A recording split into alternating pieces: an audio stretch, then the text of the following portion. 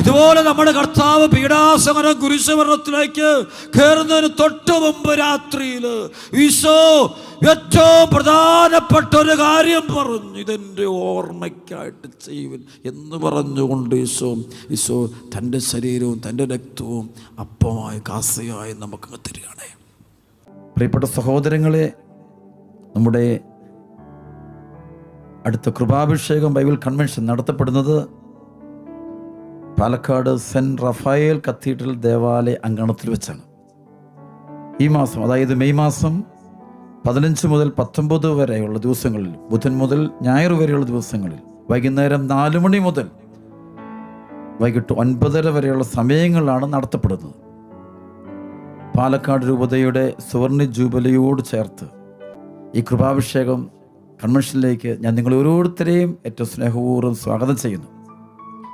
5 ദിവസം